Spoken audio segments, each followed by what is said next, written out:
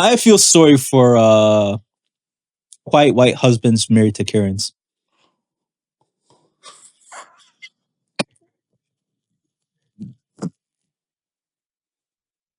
They seem like they're ripe for abuse. The Podical Podcast, you can't win. Talking a good game, you can't win. Topics never lame, you can't win. Win. Watch your average Joseph. Marvelous. It's ridiculously funny. What's up, everybody? I'm Marvelous. No, I'm not your average Joseph. And we are the Podical Sons. Let's start the show. Like, comment, subscribe, all of the above at podicalsons.com. All streaming platforms possible. Podical Sons. Give it a search through Google, whatever your search engines may be. Podical Sons Podcast, and social media is at Podical Sons. Make sure you hit the share and like buttons on those platforms as well, and let everybody else know. Yes. So how are you doing today? I'm good. How you doing? Surviving and smiling, man. Yeah. Not mad. Just here. Weather's finally starting to get a little bit better, so. Inching. A few days, there's a little cold spell, a little chill, a little reminder that we're not quite out the woods, but at least it's not snow like the other side of the country's getting. We're in spring now, and we would like the spring time weather to just show up and stay. So who's getting snow? Vancouver? Out in Vancouver side, they were getting But don't they use that Whistler area for like tourism and stuff like that for snowboarding? Yeah, they do, but I think what's happening is because they weren't getting any snow like from jump, that they shut down a lot of stuff early, just to try and prevent having to waste money being open. Y'all need to stop playing with global warming. This shit will fuck up your planet. The fact that I think when it snowed in the Middle East a few years ago, I think snowing in Mexico and snowing in Mexico, New Mexico, and Arizona, that was wild enough. Right. Because these places are normally like in the hundreds and stuff. So if they're getting snow, it ain't safe nowhere. It is not safe. Yeah, man. We are here. We're going to get to some of these polls. Let's have a little do the dander, polls. shall we? Let's do the polls. First poll was, is it hard to be simple? Is it hard to be simple? And 86% said yes, it is. 86% said yes, it is. I don't think it's hard to be simple. Tell me why you don't think it's hard to be simple. I don't think putting much work. You need to put much work in being simple. You don't think so? No. Why? So explain that, because I feel like it is hard to work. It is hard to be simple because either you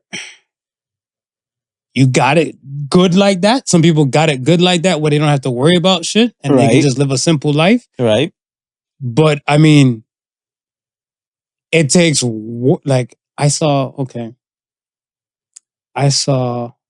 in LA, like a housing, like a homeless person, because the homeless situation in LA itself, I think is like about 45,000 people are homeless. Okay. Right? These guys took leftover door parts, whatever the hell, and made a little shanty a little town? House. Yeah. Okay. A little housing thing off like one of the highways and stuff. I want to say 410, but I'm like, the Toronto in my brain is saying 410. Right. But I feel like it's about something like that, for something. Yeah. And when I saw it, whatever, like on like the LA news and shit, I was like, that's dope as fuck. Right? Yeah. But I look at it stuff as where you have the other homeless folk. Right. They not building shit like that. But granted, that climate, that area, you get rain maybe twice a year. Yeah. So but you still get some kind of chill because like the breeze. Don't get it twisted. Like no. It ain't sweet. It's probably pretty breezy right Yeah. So I looked at stuff, I was like, yo, boss. To say you're going to be basically off the grid and just do your own thing and everything, you had to go hunt for these parts to go build this bootleg house. Right, yeah. they're trying to live a simple life. Yeah. But you gotta go hunt a door. You gotta go hunt parts and stuff for a wall. Like, and I look at it stuff as like, a lot of people feel like, yo, when they look at a simple person, Right. oh, it's like how you just wake up every day and not just give a damn or not just whatever. But I look at it stuff as where somebody else had to bust their ass, I'm assuming, and I don't want to say nepotism. In order for them to be exactly in that position. Yeah. So it was somebody's hard work in order for you to live simple. Right. Okay, well, if you put it that way, but I mean, if somebody's hard work has already paid off and you're just not doing anything, then I don't think you're putting much work into it. If you gotta now want that house, right? Okay. Or if you want to now not live like the homeless person in a sleeping bag, you want to actually have some fortitude to what you have to put in the work. And then it's not like, it's no longer simple living to me, right? Because majority of homeless people I know are either covering up with newspapers or with a sleeping bag. And that would be as simple as it would possibly get. They don't want to put in any effort into anything else other than that sleeping bag to, I guess, feel more comfortable. I guess they're comfortable in the way they are. So I just say simple. I don't think it takes much work. And you're right. It's also going to depend on what you deem as simple living, right? If you're like the rich kid and you know wake up and have breakfast every morning, then someone that had to pave that way for you to be able to do that. Correct. Right? Or you're gonna have to bust your own ass to get to that stage where you can do that. I look at it stuff as where, like, you know, recently, you know, Kanye and what's the name again? Justin LeBoy, right, had their, I guess, their podcast or somewhat. I don't know what's going on with that. Yeah. But when I look at Kanye, we know Kanye has bread. We know Ye has bread. Right. Right. And especially when his Ye clothing line and fashion and stuff before the Adidas thing and everything like that. Nigga, those clothes, they look simple as fuck, but those prices is not simple. So I guess it's hard to look simple, and even in that regards. Yeah, yeah. Because I'm looking at stuff, I was like, you look partially homeless to me. Right. Like, you like, you know, and even when I look at Ye. Yeah. I can sit right next to Ye and stuff, whatever, and I probably might look more cleaner and like put together than Ye. I like he's still chewing on metal, and that titanium probably more than my check. Yeah, my yearly income possibly. Yeah. I think he put in hard work to look simple as fuck. But it's weird to see him or to see simplified clothing become expensive shit. Become expensive shit, but yet still you'll have millionaires that'll go in Walmart and buy a Walmart jeans, buy a Walmart sweater, and be comfortable in wearing that type of clothing. So I know, but we've always, that's what I'm saying, we've always said that and stuff, whatever, right? Yeah. But I've never seen a proof for it, because even when I heard about Bill Gates' apparel and everything, everybody said Bill Gates has a simple car. It's true. Certain cars and stuff that you might see Bill Gates in might be simple. Right. But his chauffeured stuff, whatever, those are not cheap vehicles. Oh, no. And that's what I'm saying. A lot of times we just assume that there are millionaires or people out here trying to live a simple life and stuff, whatever, but nothing in their world can make it simple for them no more. Right. And it's hard for them to be simple. I look at stuff as where, it's a Kevin Hart joke. I'm thinking this stuff, whatever. Yo, I haven't heard nothing about Kevin Hart in a minute, speaking of which. But didn't he win was it an NCAA P award? Oh, when was this? He won something recently. And I was like, did they give him something just to make him? I've heard of shit since Cat Williams. He had that one after Cat Williams. They'd given him. He got some type of award. He won. But let's say you have all these multimillionaires, and let's say this. Let me say the Kevin Hart thing. So Kevin Hart had a joke where he said, I believe it's either Omar Epps or Mekhi Phife. Right. Can't remember. It was one of their kids' birthdays. Okay. Right? And a lot of kids, they dream of Disney World. Right. Right? Motherfucker bought out Disney World to shut down Disney World for their kid to enjoy the Disney World rides. I guess to mingle with other kids. Yeah, I've been to Disney World and stuff, whatever. That took hard work. Disney was shutting down Disney World ain't cheap. Kevin Hart said, like, yo, it was like about 12, less than 20 of us riding all the rides with the Disney World staff because they got to pay the Disney World staff to be on deck for whosoever to come by and ride whatever set ride. And I was like, yeah. You're doing a lot of this hard shit to try and make it look like it's a simple living that you're doing. So I agree with the party.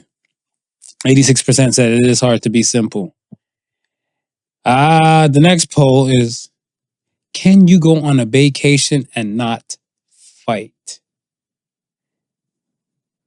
And 60%, only 60% said, of course. Can you go on a vacation? A vacation? With your boo. And not fight? And not fight. Yeah, I think you can.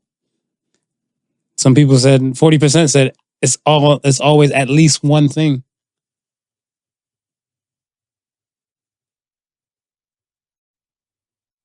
I'm trying to think as a married couple. Nah, you don't gotta be a married couple. No, I'm trying to think as me in my situation. Oh, okay, go ahead. As you were. On vacationing, right? Mm-hmm. If there's anything that we really disagreed on. Well, you told me one time and stuff, whatever. You said that you like to try and explore wherever the hell you are. Yeah, but that wasn't a vacation. That was with family, though. Oh, that's why I did. That's what I was trying to say. As a married couple going on like with just us two. Nah, we pretty much agreed on like either all the excursions or all the things that wanted to be done. You know, just like that the time that I mentioned that family thing where I'm like, listen, it ain't about just me and you. It's all of us. Everybody wants to do something. Let's do everything. But that was the only time. Yeah, but yeah, I can see it happening more often than not. I wouldn't say for myself. I've been on.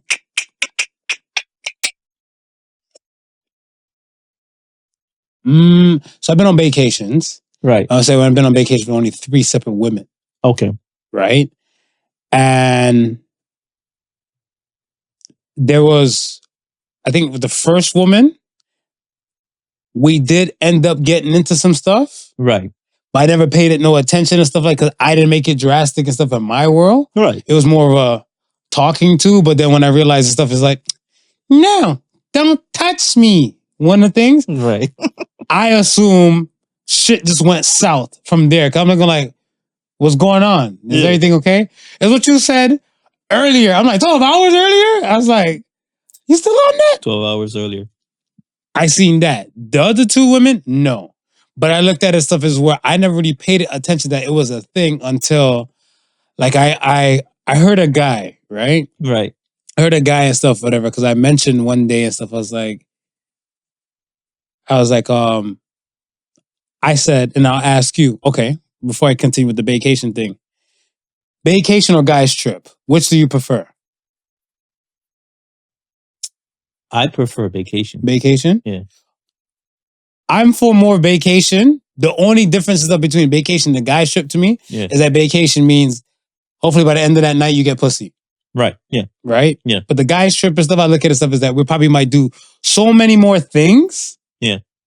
Where I want to say maybe like to the late night, I might think about vagina, but I look at it stuff. I've been on guys trips and stuff, whatever, where, we're out kicking, drinking, well, I was about people. to say, it also probably might depend on the destination too, right? Because like certain places, you're definitely. But you have to know where you went or with your guys. Right. And then you have to know where you went with your woman and stuff. Because anybody even listening to this and stuff, whatever, they probably went on a guy's trip to like, I don't know, a cottage. Yeah. And had the time of their fucking life. Yeah. And then they probably went to somewhere like, what is it, Belize. With their woman. Right. And it was like, I hate this woman. You know what I'm saying? Yeah. Or I hate this guy, depending on who's hearing whatever, right? Right. So I look at it stuff as where, for myself, I've been on a lot of guys trips and stuff, whatever. I want to say, I don't like to let my guys trips go, let's say Friday, Saturday, Sunday. After like, yo, you got 3 nights with me, my guys. 3 nights. 3 nights. That's 3 nights. 3 nights is After that, I miss my woman. yeah. Yeah. Yo, I want a woman. Yeah. Right? So I look at it as because if I'm a woman and she might be on her monthly Aunt Flo come in town, I have to wait out like 5 to 7 days any damn way. So I can survive that, whatever, right? With no vagina. But I'm looking at stuff, I was like, it's just ball sacks and sausages around me. I was like, I miss my woman. I want vagina. You know, that was one angle we'd never really discussed when we were touching on the topic of that whole girl bringing her boyfriend on a girl's trip. What if a dude brought his girl or his girl so happy to pop? Would guys be much offended like how the women were? Yeah. Yeah. I think because you won't be able to put like this.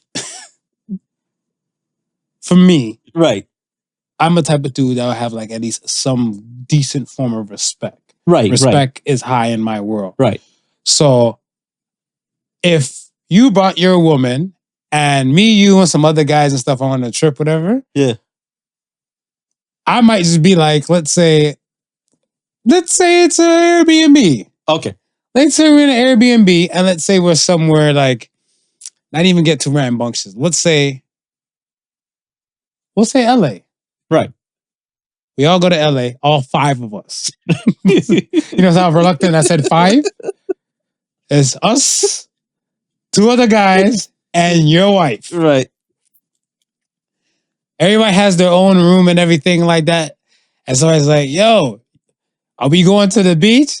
Because you know it's going to be mad women there in them thongs and everything like that. And then your wife come out of nowhere like, wow, you guys just grow up, okay? Like, I mean, all you guys have your woman and everything. Why are you guys out here just staring at your woman and stuff, whatever? These things will lead to people cheating. Trip salt. I want to go home. So because a guy's trip is like a 24/7 barbershop. Yeah, like a 24/7 barbershop. Come in and be like, yo, be like, say everybody's in there, be like, yo, you see them chicks outside though. Be like, where? Don't even go to the window. We on a guy's trip. We all smoking for. We'll go to the door. Hey, Miss Parkers, plural.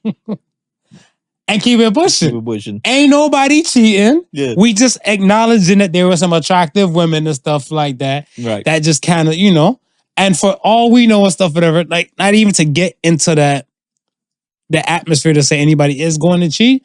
But let's say if they might be on a girl's trip or vice versa and everything like that, it's kind of like everybody just meeting people from a different place. Right. Right? Yeah. So for me, a guy's trip will reign supreme until I want vagina.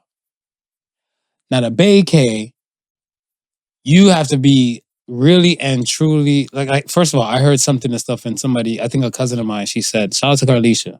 So Carlisha said, she said, yo, Baecations can either build your relationship or break your shit. She said she went on a Baecation and it broke that, whatever. They looked at each other like when they even got back, they're like, yeah, it's not going to work. What are we doing? It's not working.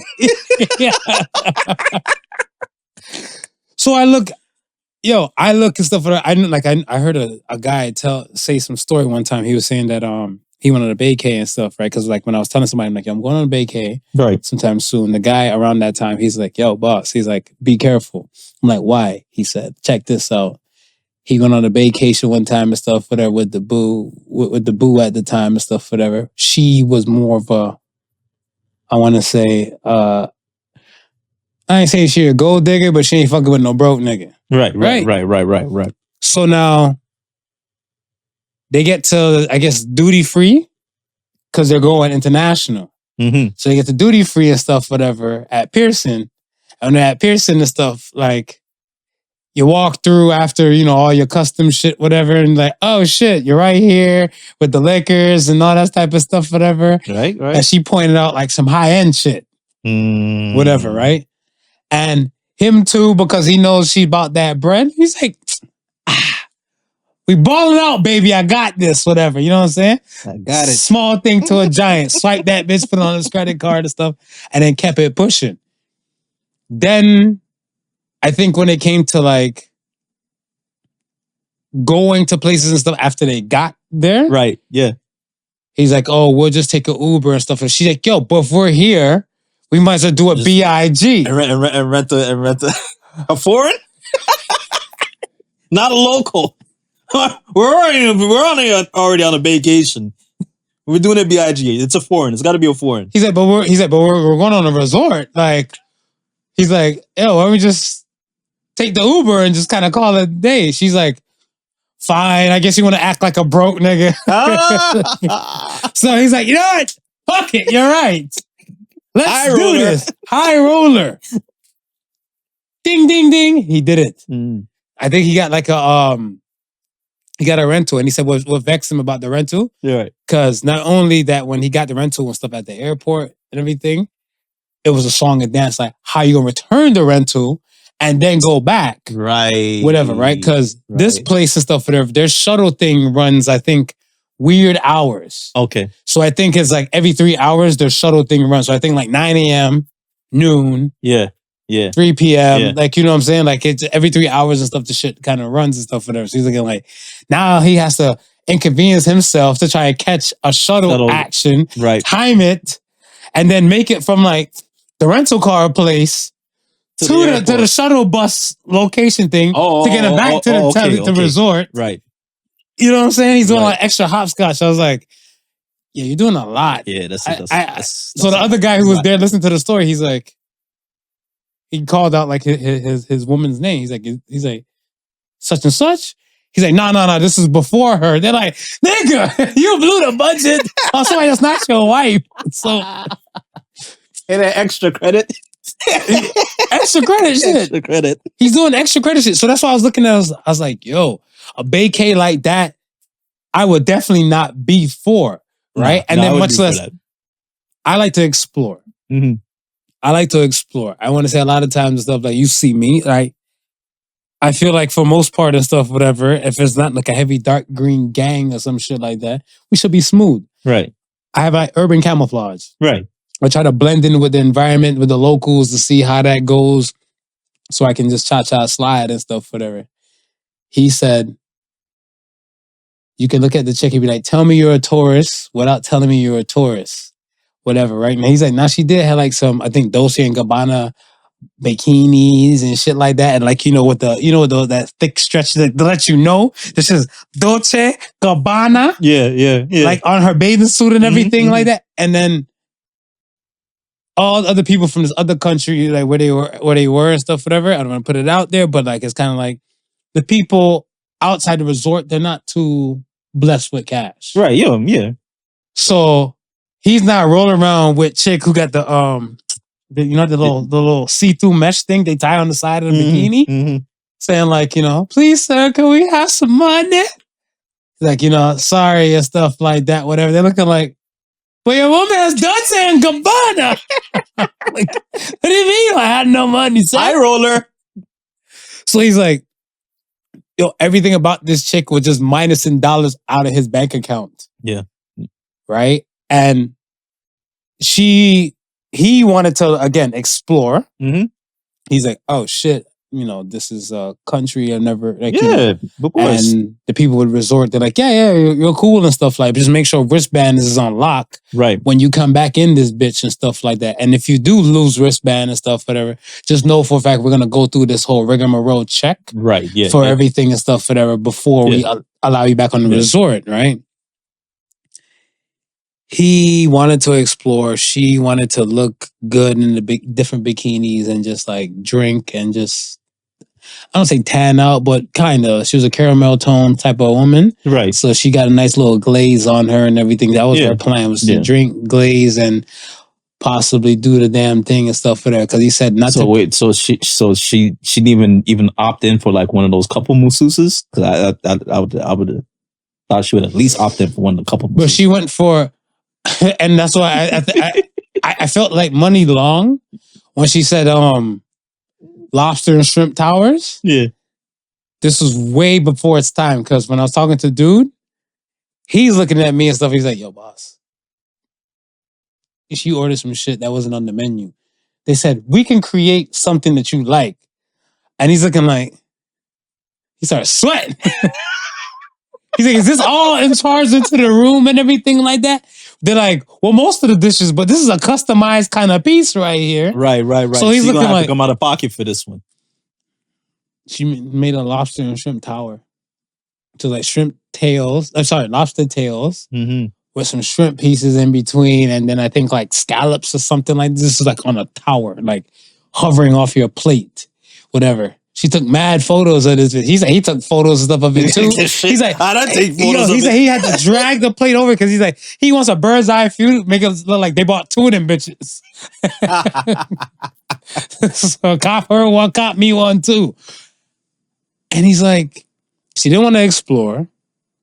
She kind of made him accrue extra type of fees and everything.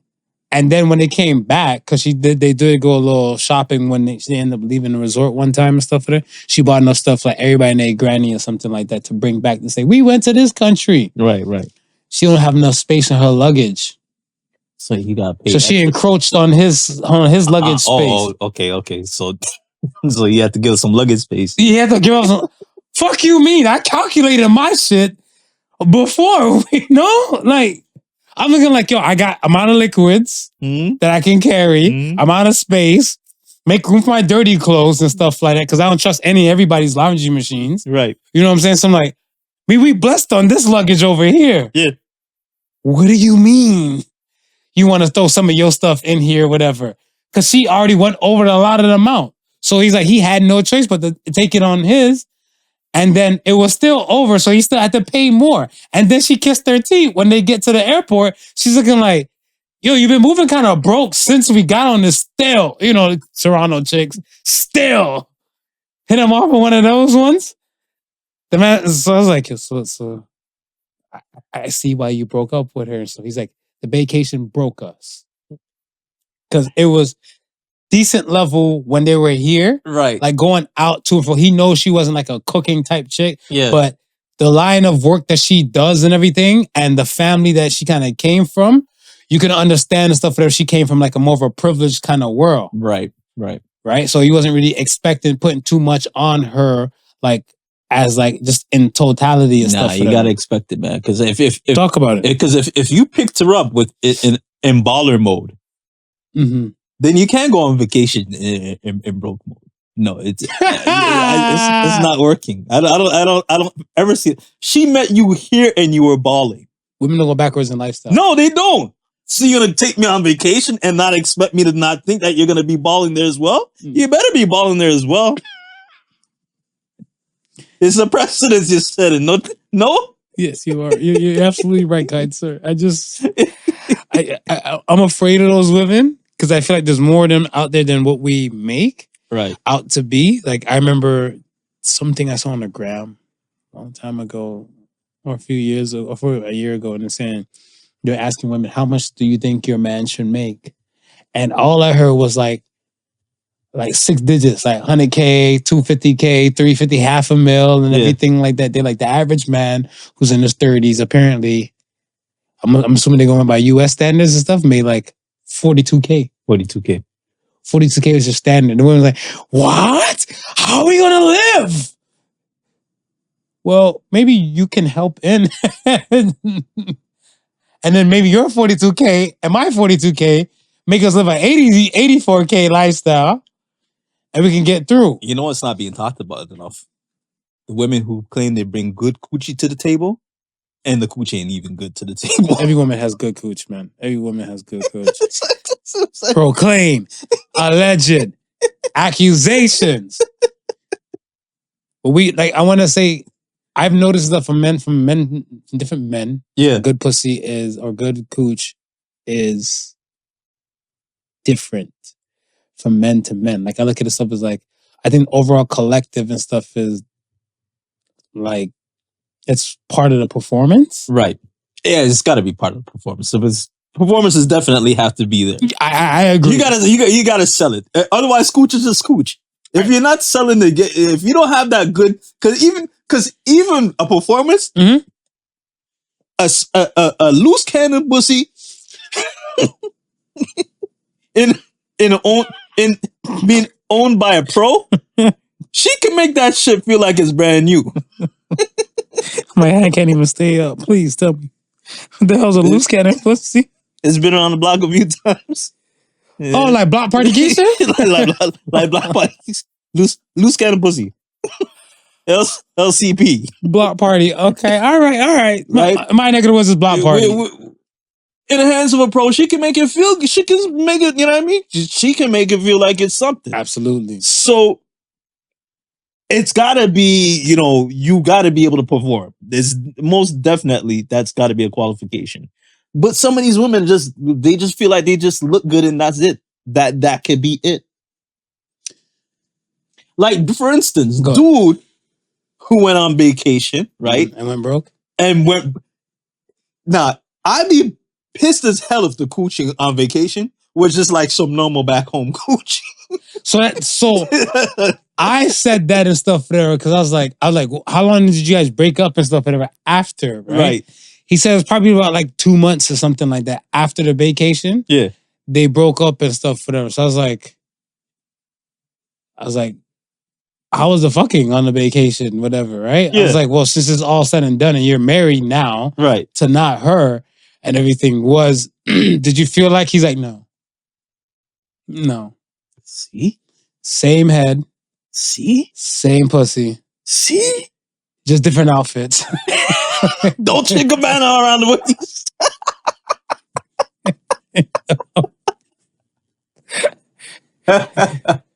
The man just wanted simple action. Yeah. It was too hard to be simple. So that was a prime example. Like there's so many other examples and stuff. For me, I don't feel like it's really a thing. Like I said, that one person that I went on vacation with, we were younger. We were definitely under the age of 25. Okay. Right? Right. And a lot of people, they always say, oh, you can't really count that because they're so young and stuff. And I'm like, no, we have to hold all adults accountable and responsible no matter what the fuck. If you were 18 years old and you murdered somebody, you went to jail, you got out, and then now you're 35 and you're doing whatever, you're still a murderer. Right. So we still have to put it's still in your Equifax. We weren't, like I want to say, if any case, I'll put some blame on me and stuff, whatever. Yeah. I want to say that we weren't mature enough. We meaning like 15% Harv. Right. At 85% her. Right. Weren't mature enough for the vacation and stuff at the time. Because I looked at this, I was like, yo, we're somewhere foreign. I just want to go on a date with you. Like, I'll go out, have some food in a nice little restaurant. Yeah. Catch a vibe. And then when we're done, whatever, I like to blow your back out. Right. Yeah. That's what my whole intention is. Yeah. Okay. See? Yes. Simple. Yeah. Simple, right? Like I said, she had an attitude for like 12 hours and stuff because I talked to her about something that what she did. Right. And then she was like, I don't know why you upset at me and stuff for whatever, right? But I'm like, you know what? Fuck it. Left it alone. And shit, I can't believe you're upset with me earlier today. I'm like, earlier today? I'm like, you're still on that. I'm like, let's settle and get this shit over with and everything. And eventually we talked out at least some time. Damn. Way into the night. Yeah. And I remember I went laying down on the bed. Right. And she's like, you're asleep or you're tired. And she pulled the sheet over me and stuff, whatever. She pulled a blanket over me. And I just laid down like, so no pussy tonight. Like, I was gonna say that day was shot. Yeah, day was shot. That day was shot. The following days, we were okay. All right. But the vacay was no more than like 4 days. Okay. 5 days, 4 nights. Mm. So I was like, like I don't know. So for vacation, I feel like you can go on one and not fight. So for the 60%, I agree with them, but I know the real ones know. Yeah. Some people at least there's that one thing. And stuff, that whatever. one thing. Because one of my people told me that she went on a vacation with one of her exes and she said she was feeling tired one time. So she's like, you know what? Just do your thing and stuff, whatever. Just enjoy. He's like, he's going to go to the bar and drink up and all that type of shit, whatever. Right. And she took a nap, woke up. Sun was semi going down. So she's like, it's almost dinner time. Right. Bahamas. That's where they were. Okay. They were in the Bahamas. Wherever her room was, it was like a eye shot from like the room, like the bar. Okay. So the bar, from the room, you can look down and peer down right at the bar. See the bar, right? Yeah. She saw him, and I guess he knew that the room was there, so he kind of constantly like look up. So she just shut the blinds and stuff, whatever. But she kept it cracked like this. So from down there, you can't tell if somebody's in the window and stuff, like some Stephen King flick. Right. Yeah. Right? Yeah. When then from up there, you can look down and still see everything crystal clear, whatever. She see him talking to some chick that was there. So she hits him on the FaceTime, whatever. She sees him does one of these. Click. Yeah, so how are you?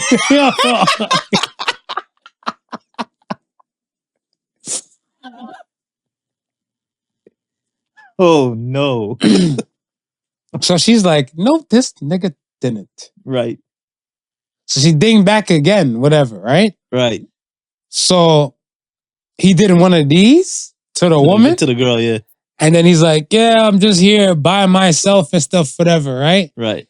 So she's like, oh yeah? So she just took a photo of him because they're doing FaceTime audio because they're on the Wi-Fi right, for the result. Yeah. She's doing FaceTime audio and stuff for them. So she just took a photo of him and everything like that, whatever. And he's like, yeah, I gotta go to bartenders talking to me and stuff for them. But she saw the whole thing. Mm-hmm. So she's like, you know what? She's gonna put herself together somewhat and go down there and confront him to cuss him out for his behavior. Right. When she kind of puts herself together, like not getting super dolled up, but at least decently dressed. When she's going down, he's actually coming up. Right. With said woman and stuff, whatever, that he was at the bar with. And then it was like the elevator opened up like ding. So the elevator opened up and I was like, he's there talking to the chick. He's like, yo, hey. And then the woman just kind of quirked back into her corner. So she's showing the phone. She's showing the phone like, you scoundrel. Ha. This not you with her, this hussy. He's like, yo, we're here to mingle. You were tired. That's why you laid down. Right. I wasn't doing anything with her. He's like, did we do anything? She's like, no. She's like, you were going back to your room and stuff, whatever. Right. So she said, where's your room? So then she's in the elevator. Yeah. And she goes to press her floor. So that means she wasn't going to her floor. Needless to say, the relationship was eventually over. It was over. After they got back. So I don't know. Yay, Baecation. Baywatch. Yeah, so she's like, she was cussing him out, but I'm like, yeah, she's like, she never would have thought, like, when it came to him, right? She thought like they would have probably been together to that through them part or something like that until all that. Mm-hmm. So she said, good riddance. Good riddance. Yo, I'm asking for a friend. And when I ask you this, you already know the friend is fucking me. I'm not even going to deny it. But there's another friend out there that might want to know. Right. Yeah. So you know my situation with, I guess I'll put the business out there. Like, let's say somebody remarrying very soon. Okay. You get the gist. Okay. All right. How long would you wait after your wife is to pass for you to remarry? Or no, the date. Fuck that. The date. The date? Your wife, touch wood, passes, buries today. How long do you date after that? I probably have maybe a 2-year grace period of just 2 year grace? 2-year grace period of just not being attached. To anything. Just trying to kind of figuring it out from there. Thing or woman? We live in a different world. And this is your time to try Transformers and woman. Oh, okay. All right. This is making clarifying. We gotta clarify these things. Right. These are prodigal thoughts. I think maybe 2 years. 2 years, huh? Yeah. Probably maybe the first year to just get over the fact The that my loss? wife is no No longer longer? around and she's not coming back, then I don't know, maybe another year and a half of dating and wondering, like, is this even like, is this even gonna work? Or would you remarry? I probably wouldn't remarry. I've heard a lot of people who've been married and stuff for some time. They're like, Yeah. yo, fuck that shit. They're over marriage. Yeah, I probably wouldn't remarry. And for me, it'd probably be more of the sanctity thing of me just having the one wife, and my wife is she's gone away, and that was. So you think in this modern time where these women have more bark than dogs, right? You think you're gonna get away with a forever boo with no possible marriage and everything? Maybe. No, yeah, that won't be possible. Yeah. You're like, I'm tired of being your girlfriend. I'm a grown ass woman. Yo, I'm tired. Sing it, Cassie. She want to be your official girl. I feel like for me, yeah, I would not date for probably about 6 months after the full passing and stuff like that. And I say it like that and stuff like that because, well, in order to get over somebody, you have to get over somebody. No, but I look at it stuff as where loneliness is not really a hell of a thing for me, but I do realize companionship means a lot, especially like when you've done companionship. I want to say, even at the best of times with some certain people, you kind of appreciate, like, this shit could be worse, or you could be celebrating this victory by your damn self. But now you have someone else kind of shared, because again, we always speak about human beings, we're not meant to be alone. Yeah. Right? And I feel like the chosen solitude, or the person chooses not to date or interact with somebody else and stuff, whatever. I'm not saying you're going to replace said person. Right. Because that person might have qualities that you might never find, but God or the universe or whatever you believe in blessed you with this opportunity to at least, get a taste of what's in, like, the Holy Grail. Right. But being so long with that, well, again, it maybe you haven't spent a long period of time, because who knows when this might have happened, right? Right. If it happened, right? But do you think 6 months would be enough time for you to get over said person and to heal? Well, I'm not over. Like, I want to say, like, because my fear is like putting too much expectations on that next person. So for me, and a fallen relationship or an old finished relationship, right? For my state of mind and my mindset now, a month max. Okay. To kind of get over some things, whatever, because I'm more of a realist. Right. I work with facts. I don't work with feelings too much. Okay. So I look at it stuff as where I don't know enough sorcery to bring this person back from dead. Right. From the dead, right? So they're gone. Certain essences, like, their parents help create their world they lived in. For me to expect I'm going to get that from somebody else and stuff, whatever, is preposterous. Right? So I have to know for a fact, and I already made peace that this is something I have to make peace that something I might never ever find again. Right. So, but I do like certain other qualities or certain other things that said person had before that wouldn't mind than somebody else. Or I'm realistic to know for a fact that whatever I'm asking of the new person isn't too far off from where I can possibly find from everywhere. Right. So I look at it stuff as I'm not treating the old person like the new person like the old person and stuff, because that's long and done. Yeah. Right. So for me, it would take me that amount of time. Like, even I've had ex-girlfriends or women in the past look at me kind of pissed off when they see me after them. They're looking like, well, damn, nigga, you just bounced right back. But I'm like, I have resilience to know for a fact that what we had is what we had. There was good within you that I liked, and hopefully I can find somewhere else.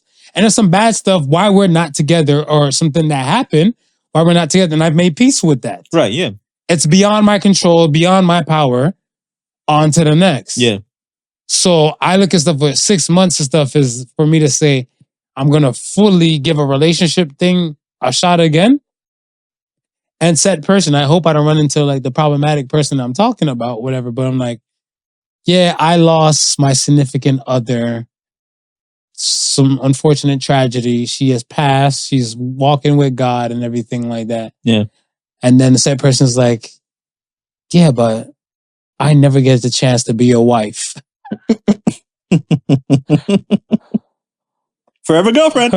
You're fucked. This is gonna be a war.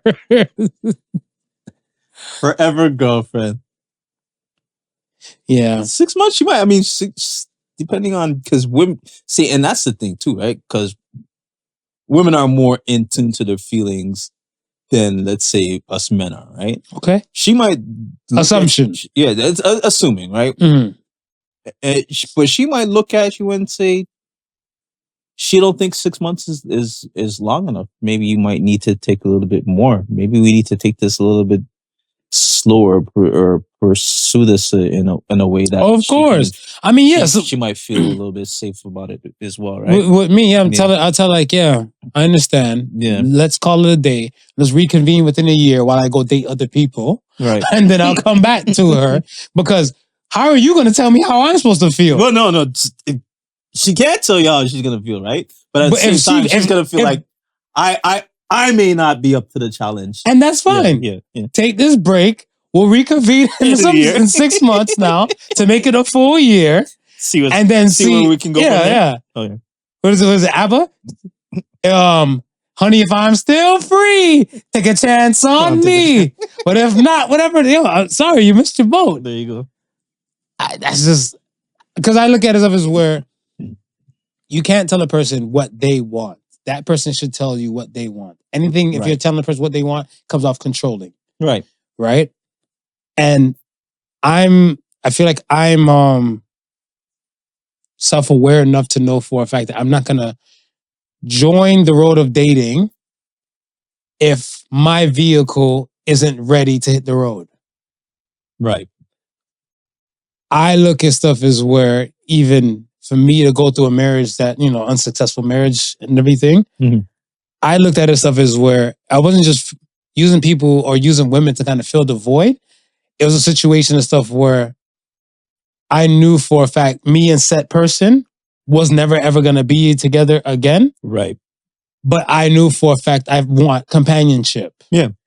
So I don't want to leave myself closed and really miss the woman that might be for me. A mind is like a parachute. It works better when it's open. So I just want to be an open mind and stuff. But I'm vocal about it. So when I've dated other women at that time, I'm like, I just want to let you know, I'm going through a separation and everything like that. It's done ski. I know you've heard stories that some people might go back. Yeah. But I don't work in sanitation. Once I throw it away, it's a wrap. Right. The more you get to know me, is the more you'll understand the stuff, whatever. I mean what I say and I say what I mean. Right. Right? If that's not good enough for them, we can agree to disagree and then just go about our separate ways. Yeah. But then there's going to be somebody to be like, you know what? We'll take it slow and I'll see where it goes. Right. I'm for that. Okay. But I'm like, yeah, I think you need 6 more months. I'm sorry, therapist. Where's your degree? What the fuck is your degree? Can't just be out here breaking hearts, Marv. I'm not breaking hearts. My heart got broken. No, they're not gonna hear that. It's I'm a guy. Your heart got broken. Whatever. I'm a guy. It's always we're the problems. Women I've dated after the marriage thing, whatever. And a woman, I'm like, yeah, I was once married and stuff, whatever. One woman was like, oh, so what did you do? Fuck you mean, what did I do? I did nothing. I got cheated on. Bun. So she's like, yeah, but you have to do something to provoke her to cheat. So I was like, keep that same energy and stuff when a guy cheats on somebody of one of your female friends that you know. Yeah. Because she had to do something to push him to cheat. And she's like, well, that's different. Wow. Yeah. Heartbreaking. I want to touch on the other poll and stuff. So the other poll said, as you age, have you made peace with death yet? And 70% said yes, they have. Where do you sit on that? And the other side is no, I have not. I've made peace with it. You've made peace with that? Mhm. How did you make peace with it? Just realizing that the older that I get, the more frequent it's going to occur, and I've seen quite a few of it so far. So I don't think for me to now be, keep getting up on arms every time that it happens. Of course, I'm gonna feel sad, if it's a loved one or it's someone who I know or may have a good acquaintance with. But no, I'm at the age that where I know my mortality is gonna be called at some point, right? So to not be used to it now, I don't think it's gonna serve any purpose.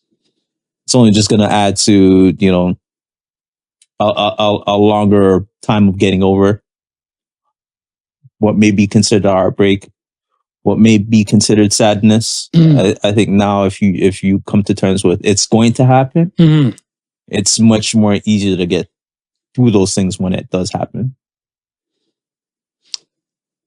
For me, I'm somewhat there, but it's not like I'm in the denial aspect. Mm-hmm. I think part of it, and well, I think it was dope one time you and we spoke and stuff. You said Black people don't believe in insurance and therapy. And therapy, right? Right? And there's probably some Black people like, speak for yourselves and stuff. Kudos to I got you. insurance and I go to my therapist every week. Kudos to you and stuff. You are one of the rare few. Exactly. Yeah. Right? So I look at it stuff as where I didn't really give a fuck about life insurance. Right. Until I had like a suicidal thought. Right? And I had a suicidal thought in my mid-30s. Okay. So I looked at it and stuff as where mortality, like, yeah, I seen people die. I'm from the hood, right? So I see people die and stuff, got shot, killed, suicide. I seen a lot of that stuff with it. But I'm looking like, yeah, that's them. That's not me. Right. Until I got to the point when I was even questioning about taking my own life. And then when I looked at it, so I was like, yeah, I want to at least make sure my son is straight. Right. Right? And when I got over that, healed and evolved from that moment and stuff, whatever, I'm like, life insurance is a must. Life insurance is a must because in any case, not if I just do commit suicide and stuff, whatever, I'm like, yo, we take driving lightly. People die from like motor accidents all the time, daily. All the time. Mm-hmm. Daily in different parts of the world, right? Yeah. And I remember one time I was driving, and I think this is probably like the week that I did do the life insurance stuff, whatever. I was driving and I saw like one of those trucks with the trees. You ever saw the Final Destination shit? Right. Okay. That shit popped up in my head and stuff. I'm like, on a stack of Bibles, this shit's getting done. I think when I stopped driving, whatever that day, I don't know if I was going to work or going somewhere, I just started searching best life insurance plans, best term policies, and everything, just in case. Mm-hmm. And I look at it stuff as where I got a rate where I can say to myself, I burned that money on some other bullshit that I didn't need to. Yeah. But now this is even something to kind of help in the latter run. Right. The older I get now, you never, like I said, you can contest and stuff for this, whatever, but like, you never really know too much. You never really appreciate time as much until you sit in front row in a funeral. Right. Right? Because the people who sit in the front row are the loved ones, the children, and everything. So when I'm looking at all this type of stuff, I made peace and stuff by that time, well enough by that time to say, like, I've just lost my father. Like this day, the day of the funeral, I'm like, I've just lost my father. This is the last time I'm going to see him, like, his face. Right. Before they close up the coffin and before we bury him. And I looked at it stuff as where eventually my time will come and my son will be in my position. Mm-hmm. So from then, I was kind of locked in. Yeah. So I kind of made peace with death. But then there's other people, even around my age and stuff, whatever, close enough, or even a little bit older than me. You talk about cancer or cancers or people dying. They just want to kill the conversation. Right, yeah. So I'm like, clearly they haven't made peace with it, because why shouldn't we talk about death? Why shouldn't we talk about like what our preparations might be and everything? And, you know, we had people that we knew of who didn't have life insurance. And then we're like, what, when you guys were alive, did you guys not politic or talk about these type of things and stuff like that? Whatever. Because a lot of people are in denial of death.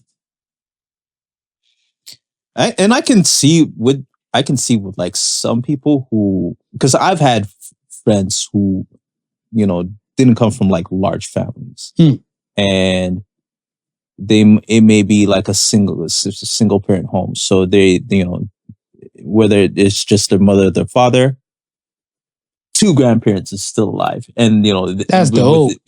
That's a blessing. You know, what I'm saying, and then within those 2 grandparents being alive, and just you're like your parent may be like one of like maybe 2 siblings, so it's not like a large family where they can say so and so is getting up there in age, so and so is passing, so and so. So they have no experience with it.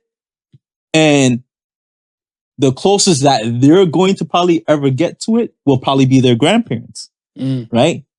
And just the thought of losing their grandparents is something they don't ever want to deal with. Whereas, you know, in our situations where we come from large families, you know, from I was like the age of 5, I've been used to hearing so-and-so has passed, so-and-so has passed, so-and-so has passed. Not really affected me at that age because I don't know them personally, but I know of this is an occurrence thing. Until now, I start getting to the age of where you're more self-aware of what's going on. I do know that person who's passed. You know, I've seen them. You know, we may have not had that close connection, but I know well enough of them, right?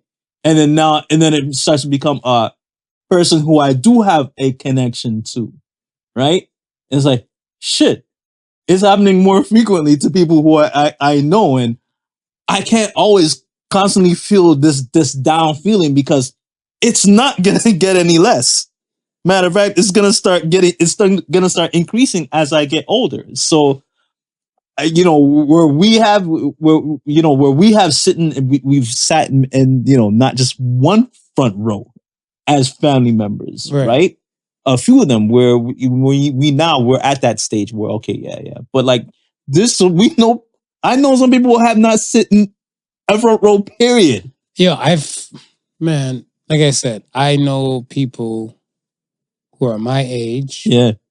Both parents are still around. And their grandparents. Yeah. So I said to one person and stuff, whatever, I said to the person, I'm like, yo, you are highly blessed. Yeah. You are highly blessed because even like, you know, I just lost an aunt the other day, right? And I looked at it stuff as where, again, that song, like I got numbers in my phone that would never ring again. Mm-hmm. Right? But I'm like, I was born with 0 grandfathers. Both of my grandfathers and stuff, mother and father, was already passed. Right. So I'm like, yo, you have it? Count the blessings. Make the time. Enjoy them while they're here. Yeah. Catch the lessons. See what they got to say to you. They might, if they're needy, I don't think it's needy for that long, but just enjoy like that moment because you're in a blessed, privileged pocket of people. Yeah. Let me ask you this before we move on. How do you feel about people younger than you dying? When you hear about them, does your mentality get rocked, like shaken a little bit and stuff for them? So let's say, you know, you're approaching 50. Right. Let's say you hear somebody die at 43. Does that shake you a little bit? Does that not fuck with your resolve? No, it didn't. No, it does fuck with my resolve. Okay. Yeah. Okay, cool. Because for me, I look at it stuff as when I hear people a little bit dying younger than me, not by, I want to say like I'm gonna say health causes. I don't want to say natural causes. Right. I'm gonna say with health causes, it does shake me. Okay. It doesn't like fully shake up my world, but it makes me look like, well, damn. Maybe I should try to cut back on some type of certain. Right. It just defense system goes up. Like if I hear somebody got shot, killed, motor vehicle or something like that, whatever. It doesn't. Yeah. Because I consider myself I'm not into any kind of gang or set shit. Right. And I don't try to go looking for conflict, or much less I try to drive as much caution as possible. Yeah. And so those type of things, if somebody younger passes, I don't get rattled. Right. But to hear somebody I know a woman and stuff, whatever, she passed, she was 41, around my age, and she had a heart condition, and then she caught pneumonia and then she passed. Right. And I was looking at myself, I'm like, well, damn. I felt a type of way because, I don't want to say I got heart conditions, but I looked at it as I call it the fear monger within certain people. So I'm looking like, shit, my heart was beating faster today. Am I getting it? You laugh.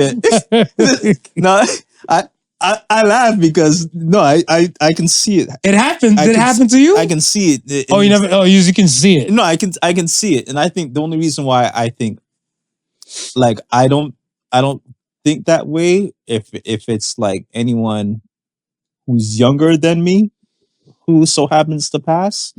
And again, it could be from a variety of reasons, right? But I think I'm of the mindset that we all have an expiry date, and nobody knows when that expiry date's gonna happen. And we wish to it be on this earth as long as we possibly can. Yes. Provided that, things are going well for us. Because, there's a lot of people who want to end it tomorrow because life ain't lifing, you know what I mean? So providing that we're among those who are having it good, we tend to want to be around as long as we possibly can. But just know there's a realization that tomorrow's not promised. And we all know that, but then I feel like we all know it, but I think 80% of the people or the population forget that. Yeah. And that's why it's called the present, because today's a gift. Yeah, yeah. Some people didn't make it through the night. And some people probably can't even make it to see probably next month. There's somebody's that's going to pass the next minute as we speak. Correct. Right? But we tend to just, like I said, believe that it's never us until it's us type of deal. You know what I mean? So again, I'm sad for that person. And I may, I may look at it as an opportunity for me to try to change my eating habits. Mm-hmm.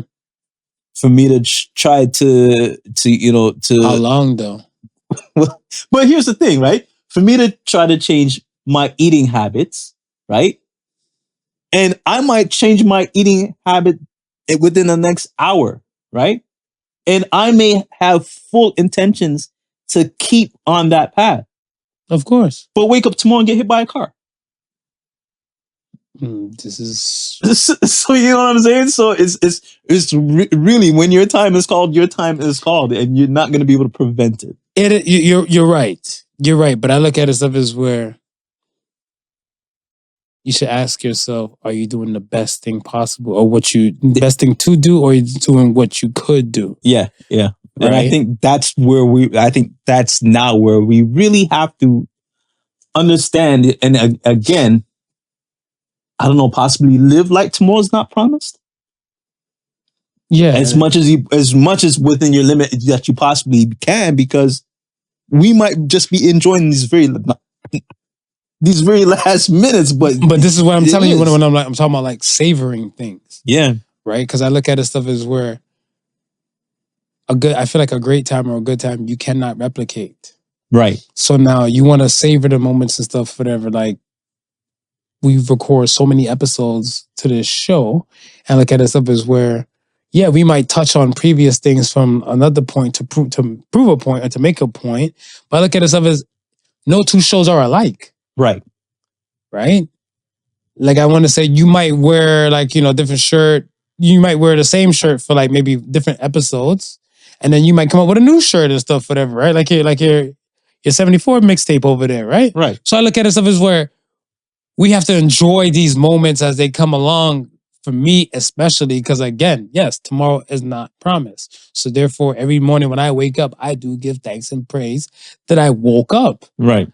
But that's just me. I don't know what anybody else believes in and stuff, whatever. But I look at it as where you figure out what you believe in. And if you believe in yourself and stuff, whatever, then live forth and prosper and go be great. It's just that we just have to stop taking shit for granted, us as people.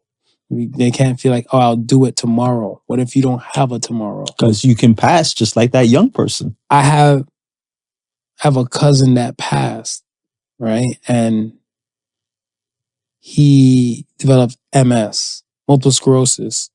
He was about 2 years older than me. Okay. When he developed multiple sclerosis. And it changed the whole trajectory of his world. Mm. He left one morning. He had summer classes. He left one morning to get up and go.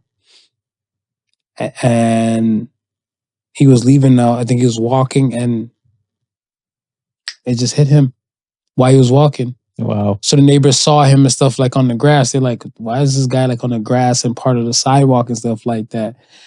And then somebody walked up to him and then he's like, I can't talk. Like, ambulance. So they called the ambulance. They took him in. They're like, yo, you have multiple sclerosis. He's like, I was good this morning when I was in the shower. Yeah. They're like, you didn't feel anything coming? He's like, no, it just kicked in.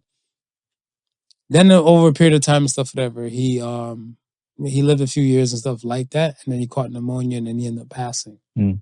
Right? And I looked at it stuff as what? Someone so young died way before his 30s. Yeah. Again, you just can't take it for granted. Can't. And I want to say it was so crazy because like his girlfriend at the time, well, let's keep it real. Like he was like somewhat of a ladies' man. So his main girl at the time and stuff, whatever, was kind of there when the other chicks found out he was ill. And she stayed there and stuff till like the bitter end. And she just kind of felt obligated. All right. And stuff, right? And I'm like, I think his mom said it. Yeah, one of my aunts said it to him, like, yo, you hope you don't take this girl for granted. Because your other little hussies. Yeah, they up and left. Can't take shit for granted, man. Appreciate everything. Gratitude before attitude. Let's get to one more. One more last poll was, do you over or underestimate your abilities most of the time? And 67% said they underestimate their abilities. Talk about it. How you feel. Are you over or under? I feel like you're an over guy. I'm an over. You're an over. Yeah. I know. When I thought about the question, I thought about you and the whole fence thing and how you fell and fucked your shit up. Yeah. He's like, I got this, And I prefer to be an over. Yeah. Really and truly and stuff, I want to say I've become an over. Okay. I started out more of an under. Right. I think I didn't come into self. So when I especially I want to say like especially when you're in your 20s, you're trying to find self. Yeah. And we live in a world, I want to say, let me say this, let me speak for my culture. My culture kind of lives in a world or the culture I'm from. Yo, boss, you should be popping bottles. You should be doing certain type of things and stuff. You should be pushing some type of whips. You should be living some type of places. You should be doing some type of things and stuff, whatever. And when you're not, you start to feel inadequate. Yeah. Right? So from then, around these times and stuff, whatever, I was like, I don't think I might be like the top dogs or the top G's out here, like how like Andrew Tate would say, right? But I look at it stuff as where over a period of time and stuff, I'm like, yeah, again, like I learned to love mine, like love yours, right? So I learned to love mine and stuff. And I'm like, yeah, okay, I don't gotta be popping the bottles and shit like that, whatever, because maybe some of the bottles that people do pop I'm not really fucking with like that, whatever, to drink, whatever, right? I'm not really for most of those places and stuff to kind of go like that, whatever. Like a lot of people have a good amount of infatuation with Dubai. Right. Not myself. Yeah. I don't want to go somewhere where I can't be me or the rules and stuff are restricting for me being me. Right. I'm not saying I'm treating there like here, but I want to say, again, like, weed is definitely frowned upon. Whatever there. Yeah. I'm on vacay. I want to like, yo, excuse the marijuana. I'm just living, right? So I'm looking like, so I can't get that little joy and stuff like that. And I think somebody said the PDA thing has come away because they realize like, you know, some people and certain type of things stuff. But I'm like, if there's already too many rules for me to kind of be me, like I want to say, it's not like I grew up in America and Canada and they had no rules, but the rules never infringed on me looking or behaving or acting a type of way. Yeah. It's more so my culture. Yeah, I think if I end up in Dubai, it's probably on some business trip. In and out? Yeah. In and out? You know what I mean? And like some sheik had flown me in. And, you know, the sheiks, they get away with everything. Yeah. So probably, mad brothels. Right. Mad porta potty chicks to pee on and poo on. It'd be like on that level. Can never forget the porta potty chicks. Because those sheiks got on lock. Yeah, it was a thing though. For the longest, I'd be like, maybe I'm not good enough. Right. So that was more an underestimating thing. And then now, or even before now, I was like, I got this. Yo. Yeah. I overestimate damn near, like, because I know my abilities, I know my limit, and I play within it. Mm-hmm. So since I have an understanding of that, I'm smooth. I remember one day, I was with a woman and stuff. We were driving, and I think like my gas light came on, right? So I was like, shit, I meant to get gas, but I was whiffing and going and stuff like that. So she did one of these things, like, you know, the attitudinal turn. I call it the attitudinal turn, like when they're like, shit, and they look like outside the window, right. So they're looking that way. So she's like, well, don't expect me to help you push this damn car, stuff like that. I was like, hey, yo, I thought we were rocking, whatever, right? She paused. She's like, it ain't really, So now she's like, you just passed the gas station. I'm like, nah, I'm gonna get cheaper gas if I keep it pushing. You know, she's like, you gonna keep it pushing? I'm like, yo, I know my limits and I play within it. Like whatever car and stuff that was at the time. Yeah. I knew when the gas light came on, I had at least 30 clicks before it's like done ski. You know what I'm saying? And where we were going, like where we passed and stuff, whatever, after the gas light came on, she's like, boss, your gas light just came on and you drove past. I'm like, soft things. I got this. Then we made it to the gas station. I'm like, can I get an apology? Just attitude, no turn again. Yo, I had to leave. Friday, right? Oh, this past Friday. This past Friday. Shit. Okay, talk about it. I had left Mississauga around 3:15. I had to get to the police station in Brampton for 4:00 before the records office closes. Right? So I'm leaving now. And you made it? First of all, hold on. Well, go ahead. First of all, I'm curious as fuck. I put my GPS on, right? Okay. And I had it set. So the GPS was saying I wanted to get there quarter to 4.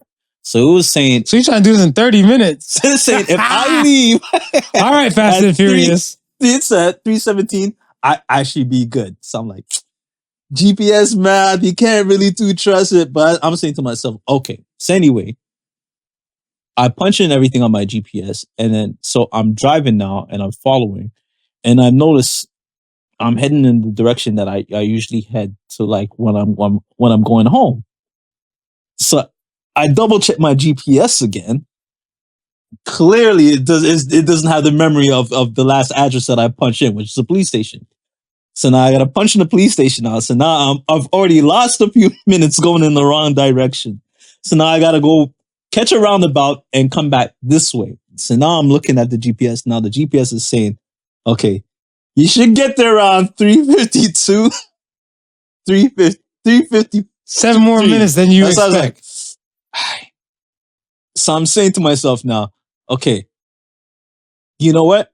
I do recall them saying there's a certain day that this place doesn't open. Let me just call the police station and make sure Friday is the day that it does open. So she's like, I get the dispatcher. She says, yes, we're open up from 8 to 4, Monday, Tuesday, no Wednesday, Thursday, Friday. So it's like, all right, at least I know today's the day that they open. I just gotta have faith I'm gonna get there on time. So I'm driving now. And it just seems that every turn that I make, I got a bout with traffic. But I'm saying to myself, no, I'm gonna get there on time. So now I hit the highway. I love the confidence. I hit the highway. I love the energy. Marv. I hit the highway now, Marv. And at the highway point now, the GPS is going from 3:52. Yeah. I'm like, yeah, I'm gonna get there. I'm gonna get there. Hit traffic. 3:53. Sound like this. 3:54. 3:55. I'm still creeping on the friggin' highway now. So it's like, I get past that little clear section now. Now I'll get onto the 410. We hit the 410, folks. We're back in Toronto. We're on the 410. I don't know what highway Marv was talking about when he went on vacation, but 410 is in Brampton. 410 is in Brampton. So I'm on the 410 now. I'm making good progress now. So I'm saying, okay. Boss, this is about to close and like. This is at 3:50. This is my GPS is saying 3:55 now, right? So you gotta lock your car door and run. Dude, so I'm getting off now. So I exit off on Derry Road because that's where it's telling me to exit off. Right? Okay. I exit off at Derry Road. Why do I now hit another bout of traffic? This is amazing. So now it jumps from 3:55 to 3:57. And I was saying to myself, holy shit. I'm getting anxiety from this story. Was I even supposed to bother when I knew back in Mississauga that it was cutting it close? It was cutting it close. Anyway, on Derry, I check my map and I see I can take a little side street and catch Huron, Ontario, which is the street that I need to get onto, and catch Huron, Ontario a little bit further up north. So I said, okay, you know what? Let me do this. I cut on the side street. I see the GPS drop from 3:57 back down to 3:55. Oh, so I say, shit! All right, 2 more minutes. Good enough the street now. I make there's a left on this little side street, and I catch Huron, Ontario. Then I catch Huron, Ontario. The forever traffic that's been on here in Ontario, the construction that's been there since the past the dawn of time. 3-4 years. The dawn of time. It's still going on, Marv. So now I'm looking at my GPS. My GPS is saying 4 o'clock. Oh my gosh. I'm saying no, like, and you know these police station people. They're not staying anything past their suspected time, Marv. So I said no. This GPS started off saying that I'm gonna make it. I'm going to make it. Overestimate. So I'm driving now. And I get past that little small piece of traffic that was holding up everything. Yeah. I'm like, oh shit. Now my GPS is saying 3:59. So I said, okay. God is on my side. I'm going to make it. So I get I pull in there exactly at 3:58. I pull into the parking lot. Right? So get out, run, and I get out. I do the fast track. Don't want to run. Well, you're in a police station. You're a black man. Right. Don't want to run there. Don't want to run. Get shot. I do the little fast walk. I get in. There's a guy standing right in front of me that the liaison is talking to. And she looks at me and she goes, "Sir, sorry, we're closed." Right? So I'm like, oh no, she didn't. And oh no, my ass is not leaving. After she finished the talks to dude, she looks at me like, "But I told you, did you just hear me say are you dumb? Are you dumb? Are you deaf? Are you dumb?" So because I knew all I had to do was pick up something, yeah. I just said, all I need to do is just pick up a record. She goes, "Oh, you're just here for pick up of a record suspension?" I say, "Yes." She goes, "Have you been? Had they given you a phone call?" I said, "Yes." She said, "Okay, give me your license." I gave her my license. Dude, they were closing. They were closed.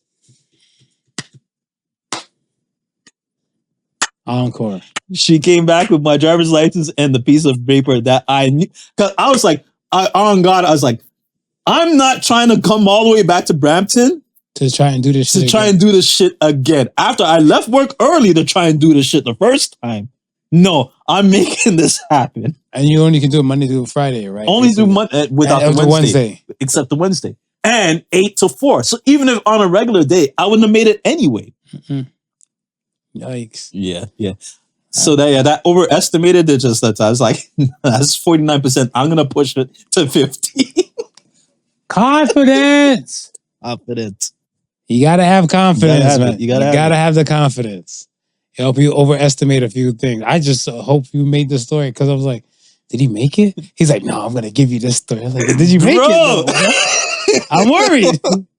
But you got the task done. When she looked at me and said, "Sir, we close at 4 p.m." I'm like, bitch, if you only knew where I'm coming from and what I had to go through to get here. Man, I've climbed the highest mountain, swam the coldest sea. That's exactly what it is, man. Not mad at that. Whatever. We are here. Oh shit. Let's do a little talk. We did some talking, some unpackaging. It's tax deadline season. This is the deadline for tax season and stuff in Canada. April 30th. April 30th is coming up. By the time this episode drops, it'll be April 30th. Should you be able to write off vagina on your taxes? Now think about this. Yes. This is the podcast landscape and this is our world. Right. Think with an open mind. Now, I feel like both parties, men and women, just me, should, but I feel like men would have more to write off than women. Yeah. I feel like for women, you should be able to write off feminine hygiene products. Mm-hmm. Because this is something you were just born with and you didn't ask for this. Right. But the government is well aware. That you do need these supplies. Yeah. So I feel like that's one aspect. Man aspect, like, if you buy vagina from prostitution, that's one. If you don't, save your receipts so when you go on these dates and you can confirm that it was with somebody with a vagina. Right. Yeah. Call it proper pussy tax. Proper pussy tax. Proper pussy tax. PPT. Proper pussy tax. You pay PPT? Yeah, you know me. Oh, it's just natural to me. I know this. Like, yo, because I remember there was a lady, I can't remember, a comedian. She was on Comic View one time and she's like, whenever she's with a guy and a guy does something nice and stuff, whatever, coochie coupon. Coochie coupon. Right. Coupon. It's not a coochie freebie. No. That means you still have to pay. You still gotta pay. You still gotta pay. But if he does something extra, real good, coochie credit card. You have to pay back credit cards when you use them, no? Yeah. Done talking. Back credit card. Yeah. I feel like there should be tax on vagina. Do you agree? I think there should be tax on vagina. I feel like some women and stuff don't understand the price of their vagina. Shout out to that girl who sold her virginity for $10 million to that Japanese businessman. She knew. She knew. She knew. I'm pretty sure she's probably paying tax in whatever country she's from that damn check. She paid tax. That's vagina tax. Yeah. No, but I do feel like a lot of people have to understand that, and it's not even saying like in a bad way, but certain people, when you date a person, I want to say for my case, like there's a few times where you probably just scored right away. Right. And other times and stuff, whatever, you kind of work to kind of build up and everything like that, right? Let me use this shit since times are getting hard and the government don't really recognize nothing else but damn taxpayers and stuff, whatever. Well, fuck her. Like, you know how much phone calls I made to this woman to try and make sure I got the cat wet? Yeah, like, yeah. You know how many restaurants we've been to? There's a lot of investments. A lot of investments. A lot of investments and stuff like that. No one's helping me, But then yet and still and stuff, whatever. When this don't work out, she's taking half. Help me be victorious, dear country. Oh, Canada. Put a tax on it. Put a tax on it, man.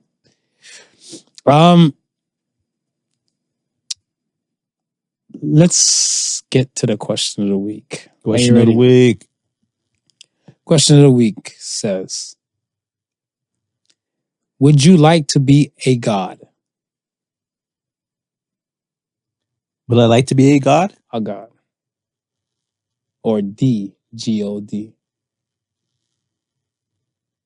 A minor god.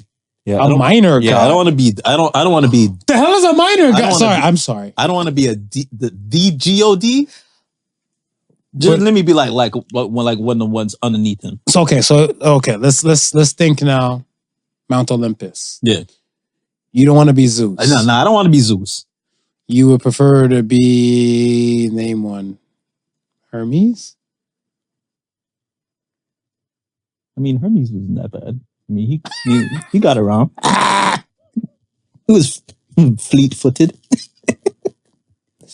He could run to a lover's house and back in no time. Yeah. I feel like so for me, I will not want to be a god. Again, my culture dictates and says God don't sleep. Right. I'm actually very fond of sleep now. No. Whatever, because I look at it when I was younger, I played a lot of video games and stayed up all night. I'm a vampire, so it encroached on my height growing capability. Right. You robbed you. It robbed me. Robbed you of height. I was supposed to be 6'1", but because I want to stay up all night, play video games and talk shit, I am my height now. But it's a lot of work. And I wouldn't want to be worshipped. To be honest and stuff, I feel like I would love to help out. If I had the ability, I would love to help out all my loved ones. And if I knew for a fact they didn't know that I helped them out in some space, shape, or form, I can live with that. I can live with that. But I think some people and stuff want the fame and accolades and stuff, whatever. Like, I don't know. To me, and I guess, I guess you might. It depends and stuff. I just feel like certain people and stuff, when they do a lot of selfies and everything like that, I feel like they're looking for self-praise. I don't know. Right. But I look at it stuff is where, again, you have some people and stuff is like, yo, why nobody, when people concentrate on their likes, like, why does nobody not pay attention to me? Or I probably have to repost this again or do some shit like that and stuff again. I feel like those people and stuff wouldn't mind to be a god. Right. Or just to be praised and worshipped. Because a lot of people love the fact to be, like, think about, I remember I saw this one time. I saw like a baddie on the gram. And I was like, damn, she look good, whatever. Just like that, whatever. And I think the comments I probably seen, let's say, because now with the gram, you might see like 2 or 3 top related comments. No, sorry. You might see 2 related comments that you might know. Right. And then you might see another comment that might have like a lot of likes. And then if you hit the comment button on that post, then you'll start seeing the majority of the things, the other comments, right? So I seen one where it was like somebody I knew, thirsty as fuck. I'll tell you who. Well, politely or subtly. Scammer. Okay. You're a scammer. Oh, okay. Yeah. Right? Yeah. Yeah, just say you're a scammer. Yeah. You don't own him, but we know what he do. We know. So I see his shit. I was like, first of all, you ghost to the rest of the world. You went 0 dark 30. People don't know if you DOA or not. But now you out here thirsty on this woman's post. And then I see other people like making their comments and stuff, right? And she didn't respond to like scammer, thirsty folk, but she responded to like, I'm assuming either might be her friends or some other girls like, they're like, work it, girl. You look fire in this photo. Be like, yes, queen. Thank you. So you just gonna skip all these other. You must want to be worshipped. And this is a small thing to a giant. Yeah. Because if you're really caring about acknowledging everybody or treating everybody and stuff a specific type of way, you probably would just like at least heart it or like it back or some shit like that, whatever. But I seen one comment and I seen like no one liked it and stuff. And I'm like, yeah. But one dude was like, yo, you kind of look like a bootleg Lisa Ray in this thing, whatever, right? With a little Asian mix. Right. And I was like, yeah, I see it. I'm gonna like that. Right, I see it, right? Yeah. And I was like, but when I'm looking at the comment section, she's only responding just to other hot chicks. 'Cause I'm looking like, who the hell is she responding to? I'm like, she another hot chick. I'm like, birds of a feather flock together. And I was like, no, some people like to be worshipped. I don't want to be worshipped. No. So I don't think the God like position or job would be for me. But I thought about it because what is it, your 3-body problem show that you put me on? Right. And I thought about it, I was like, yo, that's a lot of responsibility that you're not going to get any kind of peace from. I do believe when people need you like that. You think that's why he's created so many systems? Well, God? You put all these systems in place so you do less work. Actually, you might be onto something. I never thought about it like that.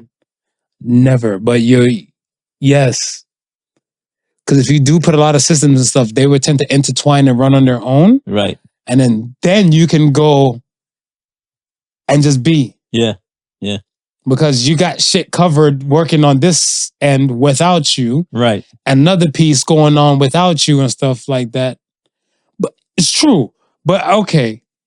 Now I heard this, that like Mount Olympus and everything like that, those gods tend to fall, all the above, because people stop believing. So back to your thing, do you think that they probably put up too many systems that where we don't need the gods? Because even if we're looking like a religion thing, if we're talking about like one nation, one set of people under living one God, right? Us right now, we have Buddha, we have Allah, we have God, we have Krishna.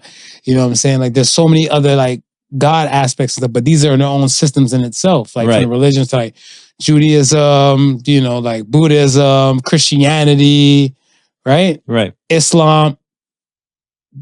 There's a lot of systems in place where God's might be like, yeah, I'm gonna take a break. Y'all got this? Y'all got this. Y'all got this. Y'all got this. I got enough idioms and everything to like, in case you're confused, God, I don't know what to do. God help those who help themselves. Deuces. But God did you help yourself? Was it to your full capacity? No, come back. My Lord, I don't understand how I got here. I don't put you in situations you can't handle. You put yourself in situations you can't handle. Deuces. Yo, wait, do you believe tyrants? Do tyrants believe in gods? And I say it just like that because, like, think about people like the Hitlers, the Saddam Husseins, the Genghis Khans. Like, we're talking about like these people who've annihilated tons of people or responsible for taking lives. Like, was it? Is it Frank Ocean? Yeah. What's a king to a god? What's a god to a king? And then what's a god to a non-believer? I think they do. I think just their actions. I think they feel like it's justifiable under God. Through their end goals. Let's say is justifiable. Let's say they feel their end goals is just. So whatever means it gets, they have to take to get them there, as long as they meet their end goals. But they still have to answer to God eventually when they kind of. Yeah, but they feel like their end goal is aligned with their God. Yeah, and that would excuse them from any. It's pardoning them. You know what I mean? Like, God, I know you want me to be here, but it's just like look in the Bible, right? Like for like those guys to get to the promised land, they had to kill a lot of tribes. The ends justify the means, you know what I mean? So I think that's like a lot of tyrants feel that way. So a lot of tyrants might align themselves well with God. I see that because when you said it like that, I thought about David Koresh. Right. And his followers, his cult followers, just believed that everything he was doing was in line with God. Yeah. That's dope. Okay. I like that. Nice. Good answer. Let's get to the Ask the Sons. Are you ready? I'm ready. First Ask the Sons says, oh, sorry. This is from Locked Heart. Who do you feel sorry for? Who do you feel sorry for? I feel sorry for kids with ghetto ass parents. I'm not even going to lie to you.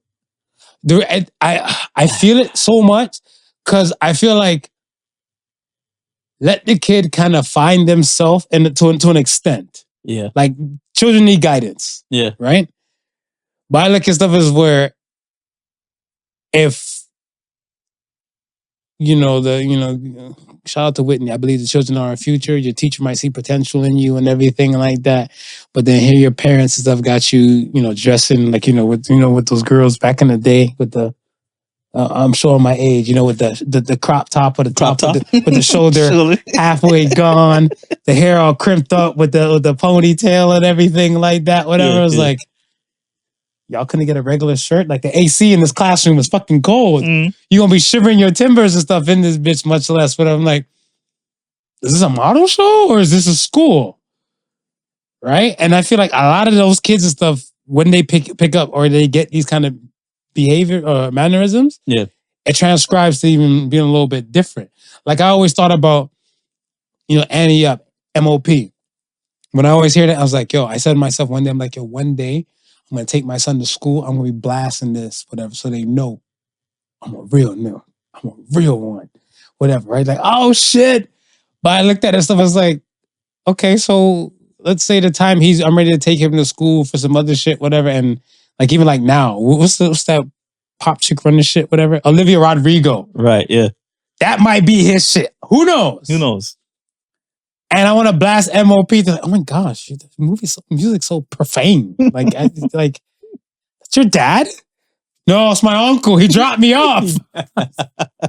And I feel like, let the kids be kids and stuff for a time. But I feel like we're trying to encroach a lot of things. And I feel like certain ghetto ass parents, like, I'm not even saying like, it's even a race. Right. Like, as a black or thing, whatever. Because there might even be like, quote unquote trailer trash. Yeah. Whoever, or, those types, they kind of do the same thing when this kid and stuff is like, well, I just want to just be. Right. Yeah. So that's what I feel sorry for. I feel sorry for quiet white husbands married to Karens.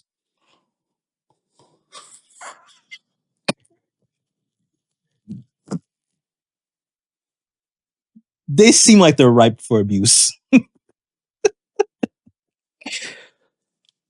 I wasn't ready for that. I wasn't ready for that. I was not ready. Yeah. Quiet white husbands who are married to Karens. Yeah. I feel it for them too. I feel it for them. Because deep down inside, they kind of want to apologize, but the Karen wife won't let them. I just want to say I'm sorry for my wife. Let's go! What do you mean sorry for?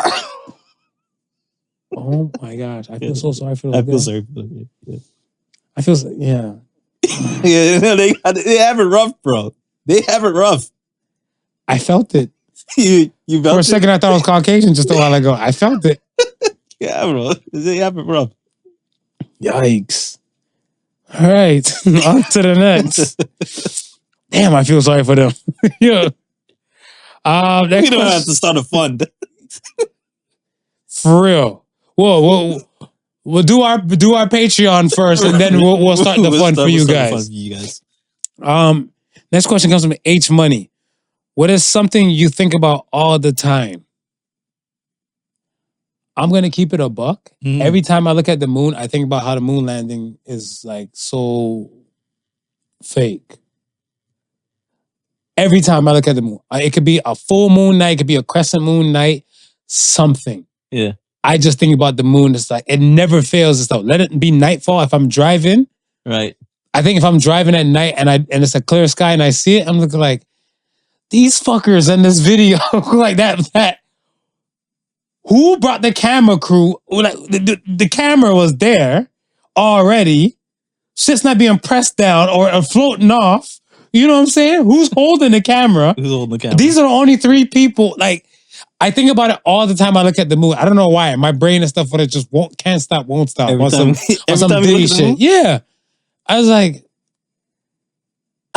yo, I really need therapy to not think about the fucking moon like that, whatever, right? Because when I was younger and I didn't put no thought into it, I was like, oh, the moon's beautiful. That I might think about maybe Sailor Moon, or I just look at it like, oh, it's a full moon. Cow jump over the moon. Basic shit. Now, these assholes lied to us. Never fails. Never fails. Never fails. And then what killed me and stuff too, I think one day, maybe a few months ago, I was looking at something on like YouTube and they had like a clip of like a Joe Rogan experience. Right. And he was telling somebody, he's like, I don't think the moon landing is real. I'm like, that's what I've been saying my whole life. Yo, I was like, finally, Joe, invite us onto the show. Finally, there's something we can agree on and discuss. Yes. I don't need weed for that. No. I had that conversation super sober and let you know, like, somebody has to change my mind. But that's what I think about all the time. What do you think about all the time? I noticed a lot lately. I've been thinking about how quick time goes by Throughout the day? throughout the and it could be, and it just be increments of time. It could be like the day. I might be like, shit. It was just so and so. It's already like 9 o'clock. It's already like 10 o'clock. It's already like, and it'll be like a daily occurrence thing. And at, the middle of the week, it'll be like, shit, it's already the middle of the week. Really? Come the weekend, I'm like, shit, the weekend's almost over. I feel like you're just enjoying yourself. Is Keep it that- a buck. I feel like you're too occupied, like you're busy, you're constantly doing things, Yeah. and you're enjoying yourself in the free time. This is why this shit goes. Because I feel like I felt like that one time, but think about, I never stopped working. Right. People in the pandemic time and stuff, whatever, I bet your ass wasn't saying that then. You're like, 10 o'clock coffee time. Damn. So like 10:30? Like, This day was going hella slow. exactly. But then now everything is so like your plate's probably full with before, like after work shit. Yeah. To like when you're done work and stuff, and it's kind of like finally the day is done. Maybe you have these things, and then probably you wind down and look and stuff. You're like, yeah, I gotta shut it down to repeat again. Yeah. So Yeah. That's probably what it is. Whoa, we are on to the last question. Last question. The last question of the week comes from yo_mama_is_so_fat. Yo mama is so fat. Says, about my mom. right? What's the nastiest thing you did for money? Now, folks, I'm going to have a one-on-one monologue. Wait, okay, so let me start first then. The nastiest thing I ever did for money was wash dishes. Fist yourself, Smooth. Fist myself. Ladies, gentlemen, and all the others, I confess to this man. Recently, when I read the question Yes. on what the nastiest thing I did for money, and he laughed at me and then said, this is the camera I'm working with, and then said, looked at me and said, why never did nothing nasty like that, Marv? Just saying. I was just saying, washing dishes, this is the dirtiest thing I've ever done for money. Take it away, Marv. Screw you. So, folks, I went, and I still got to know this casino. I still don't know this casino. I should Google it one day, but I don't want to Google it because the shame might sit extra heavier. Right. So I'll start the story off. So it's no longer in operation. No. It's still in operation. It's still like you go to Niagara Falls. It's still there. Keep talking. I'm on the research. Go ahead. Tell the story. You bag of shite. You're a bag of shite. Tell the story. When I went to this casino, I made some change and stuff on I made like monkey change on the slots, but I made more money on the blackjack table. Okay. Right? Okay. But on a blackjack table and stuff, whatever, I think when I was in the 400 limit, and I think when my funds cut down to like 360, I walked away. Okay. Right? So I said, I'm done. So I was with an old OG and stuff, whatever, minds, whatever. Shout out to Marcus Aurelius. I went to the washroom. I went to the urinal. When I went to go piss at the urinal, I looked in the urinal. The same urinal I'm peeing in had a $500 poker chip. A $500 poker chip. Right there. A $500 poker chip. So at first, when I looked at it, when I walked into the urinal, I'm looking like, piss on $5. What's $5? That's some ballerific shit. But I looked hard. I was like, no. The $1 chip is white. Right. The $5 chip is red. Right. This bitch is black. So now when I'm done fully pissing, so meaning my R. Kelly juices done land on this thing too. I seen it and I was like, shit, no, that's $500. So one person was still in there at the time. They were washing their hands at the sink. Right. So I was already done pissing. So I just faked like I was still pissing. Yeah. Kind of looking like, ain't no way. I can't leave this $500 chip. Yes, some other person done pissed on this. Yes, I done pissed on it my damn self. I can't leave this chip. As soon as the person walked out the washroom and I realized I was the only one in there, I took the paper towel, plucked it out with 2 fingers, dropped it in the sink, and just pumped all the soap in the world on my hands and that, and just got the scrubbing. I got the scrubbing. I washed like 3 times just to feel comfortable. And then even when I dried it off, I still dried off and left it in a napkin. Like it's supposed to make it any better. I went straight to go cash in the chip. They're like, oh, you're cashing in your funds? All right. I'm like, 50s, please. And she's like, boom, boom, boom. Gave me 10 red boys. And I slid the fuck out. And I washed my hands after that again, right? Yeah. The trauma, 2 forms of trauma. One was from myself was when I went to go rub my eyes. And I was like, probably got pee in my eye now. But I washed my hands several times by that time. And the other part is from asshole right here, saying that there was a hidden camera in the washroom and they were watching me. They're like, look at Pissy pick up chip over here. And I would like that video to be destroyed. I mean, if I put $500 chip in a urinal, I got a camera set up. What if they were just balling? Yeah, no. Yes, I would be balling. That was the asshole charity. But I would also be filming. So I can sit back in the mansion with my friends and family and say, hey, I threw a $500 chip in the urinal. Look. Hold it. He's pissing. Hold it. He realizes what it is? Okay, I'm pausing here. Who wants to bet another $500 chip and he goes for the coin? I'm not Smooth's friend after this episode, nor the multimillionaires that recorded me. If they did record me, whatever casino, please, I hope you don't have millionaires setting up cameras to watch people pull out pissed up poker chips out of the urinals. How could you let $500 slide? Would you let the $500? No. Okay. No. We renaming this the Piss Potty Pod. Oh my gosh. Oh my gosh. The Piss Potty Pod. I'm over it. I'm going for that $500 too, bro. Yeah, I'm over it. And we're gonna end this on that note. On that note. On that note. Good question, but all right. I don't even know what soul state the coin was golden. That's what you're going at? That coin was golden.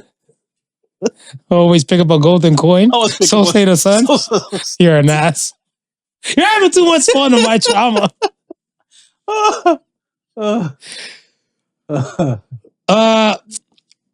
Soul state of sun. Be careful not to piss on somebody's dreams.